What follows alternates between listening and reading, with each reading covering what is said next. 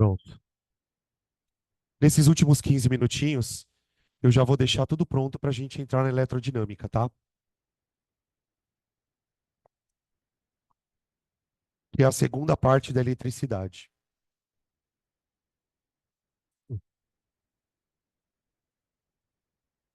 Eletrodinâmica.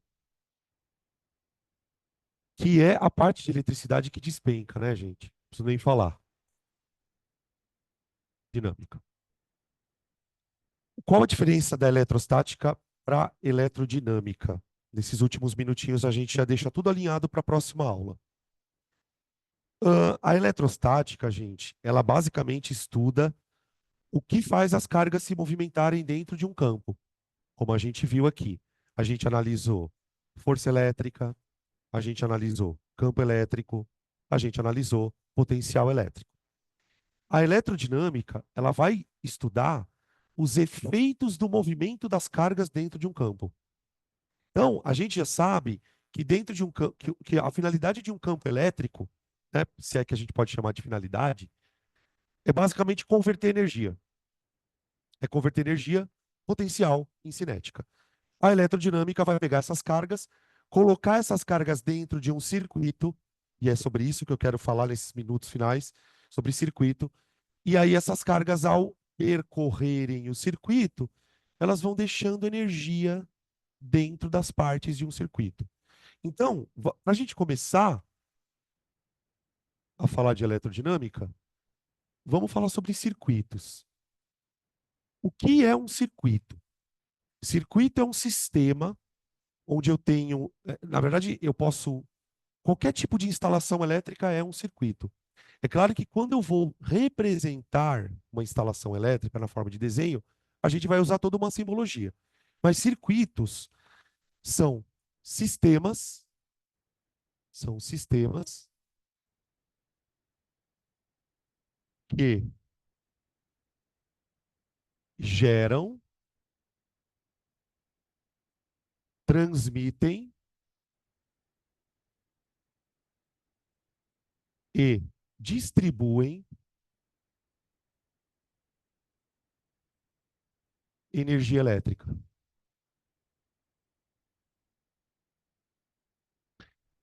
Elétrica. Só que é o seguinte, essa energia elétrica, para ela conseguir ser transmitida, ela vai precisar de um, digamos assim, agente transmissor. E o agente transmissor são os elétrons dentro do fio. Então eu posso dizer que os circuitos são sistemas que geram, transmitem e distribuem energia elétrica por meio de uma corrente elétrica. Por meio de corrente elétrica. Tá? Na aula da semana que vem a gente vai definir corrente elétrica, bonitinho. Tá? Mas o próprio nome já é meio intuitivo, né? Corrente elétrica, movimento de elétrons. Qual é o lance, gente, que eu queria falar por hoje com vocês? Todos os circuitos, eles têm uma forma de serem representados na física. Para um circuito funcionar, então vamos colocar aqui, ó, representação de um circuito. Representação de um circuito. Ô, gente, o circuito mais simples que existe, ele tem que ter pelo menos três coisas. Três coisas. A primeira coisa é um dispositivo que gere a energia elétrica. Embora esse termo gerar, né, a gente sempre coloca ele com uma certa ressalva, porque você não está criando energia. Você tem sistemas que transformam uma energia na outra, né? Por exemplo, eu posso gerar, entre aspas, energia elétrica através de uma usina hidrelétrica. Eu posso gerar, entre aspas, de novo, energia elétrica por meio de uma pilha. Então, os sistemas que vão gerar, na verdade, vão transformar. Isso a gente vai chamar de gerador. Gerador. O gerador é representado assim, ó. Gerador. Tá? Quem tem um pouco de dificuldade com eletricidade, eu vou dar uma dica. Quando você vira esse símbolo aqui, ó, pensa numa tomada. Tomada te dá energia, certo? Tá? O símbolo dos geradores é formado por duas barrinhas, né? Cada uma delas de tamanho diferente. Elas representam os polos do gerador, tá? Isso aqui é um gerador. É aqui que é gerada a energia. Só que para a energia sair do gerador e chegar até um dispositivo, ela precisa percorrer um condutor. Um condutor. Então vamos desenhar aqui um condutor. A gente usa condutores como fios metálicos, né? Por exemplo, condutor.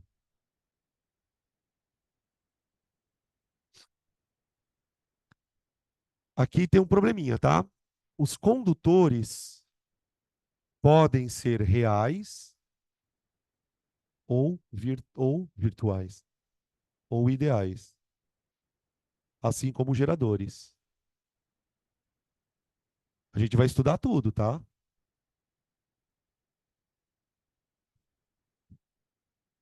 Vamos refletir um pouco sobre isso. O que seria um condutor ideal? É um condutor que não faz energia escapar. É um condutor perfeito, tá? O condutor real não. O condutor real, ele vai causar uma perda de energia.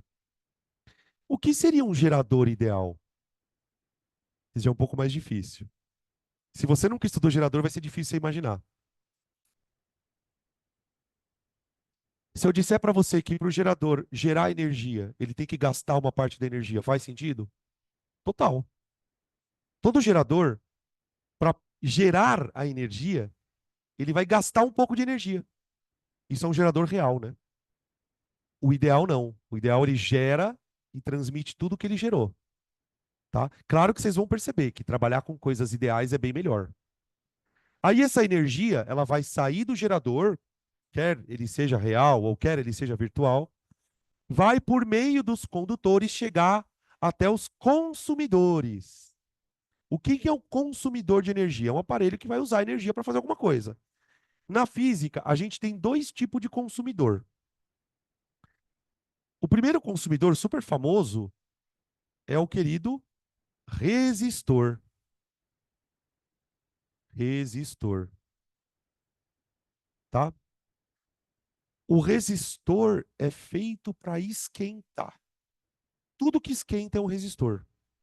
Tudo que esquenta é um resistor, tá?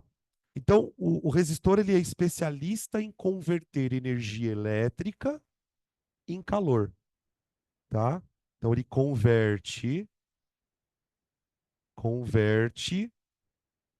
eletricidade em calor.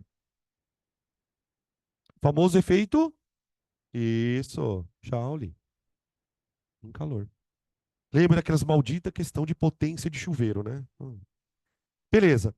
Aí, pode ser que no seu circuito haja um outro tipo de dispositivo cujo símbolo é muito parecido com o gerador. Na verdade, para dizer a verdade, ele é idêntico.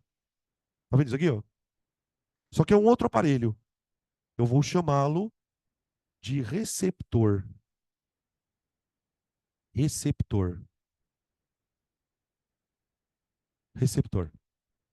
Gente, tanto o resistor como o receptor são dispositivos que vão consumir energia. A única diferença entre eles é o que o aparelho vai fazer com aquela energia.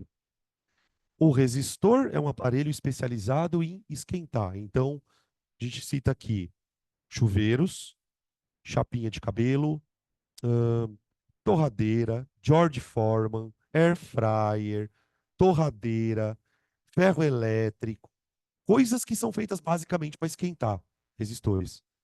Agora, por exemplo, quando você dá energia para um ventilador, ele não vai necessariamente, ele não é feito para esquentar, ele é feito para girar. Quando eu vou dar energia, por exemplo, para um aparelho de som, ele é feito para executar uma música. Então, esses aparelhos que pegam a energia e não necessariamente esquentam, ou não necessariamente são feitos para esquentar, eu chamo de receptores. Então, os receptores, ele converte energia elétrica elétrica em. Aí você tem possibilidades: movimento, luz, som, coisas dessa natureza, né? Por exemplo, né, a gente está vivendo essa era de transição aí dos carros a combustão interna para elétricos. O motor elétrico é um receptor. Então, imagina, então, por exemplo, imagina um carro elétrico funcionando. Isso aqui é a bateria, isso aqui é o motor, isso aqui é o quê? Na verdade, o carro elétrico não vai ter resistor, né? Algumas coisas acabam esquentando por efeito Joule, tipo uma lanterna do carro, coisa desse tipo, tá? Mas isso aqui é um circuito basicão, tá? Então eu tenho gerador, condutor e os consumidores. Aí, só para finalizar, eu queria comentar com vocês outras coisas. Dentro da eletrodinâmica, existem duas grandezas que são as mais importantes: corrente e diferença de potencial. O gerador, ele gera a diferença de potencial para os elétrons andarem. Então, quando vocês virem num gerador mais menos, o que vocês tentem imaginar?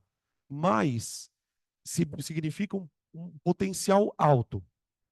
Potencial alto. Menos significa um potencial baixo. Então, o mais e o menos são a diferença de potencial. Para a gente medir essa diferença de potencial, existem aparelhos que eu posso conectar e medir quantos volts aquele aparelho está recebendo. Por exemplo, se eu conectar um aparelho aqui para medir a diferença de potencial no resistor, eu vou saber quantos volts ele está usando aqui. Esse aparelho vai se chamar voltímetro. Então você tem os medidores elétricos. Medidores elétricos. Eu tenho o voltímetro.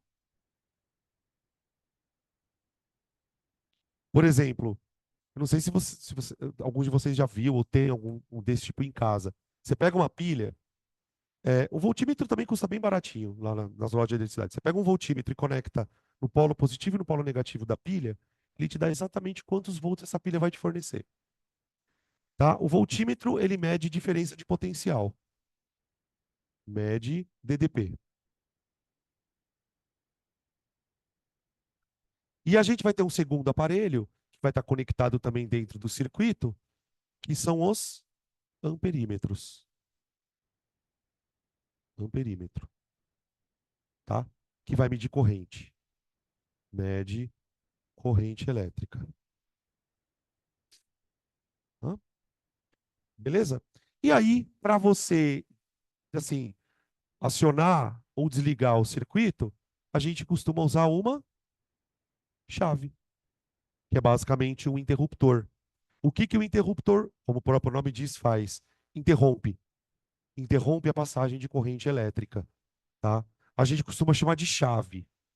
O termo que se usa no contexto lá é chave. Mas a tomada, por exemplo, é o interruptor. Tá bom? E aí, na aula que vem, a gente começa falando de DDP e corrente e resistência elétrica. Tá bom? Capite? Bora, vamos almoçar então. Oi. Ah, é, tem duas coisas. Eu não ia comentar isso agora, mas já que você falou, vale a pena comentar. Percebam que o símbolo do gerador e do receptor é igual. O fato da gente ter o, o polo positivo de um virado para o polo positivo do outro indica que um é gerador e outro é receptor. Só que lá na hora do vamos ver, para você saber quem é gerador e receptor, você tem que olhar para o sentido da corrente. Tá? Quando a gente for estudar receptores, isso vai ser comentado. Fechou? Então é isso, gente. Para o pessoal de casa, boa tarde também. Fiquem com Deus, tá? E até quinta-feira. Oi. Não desligo, tô brincando.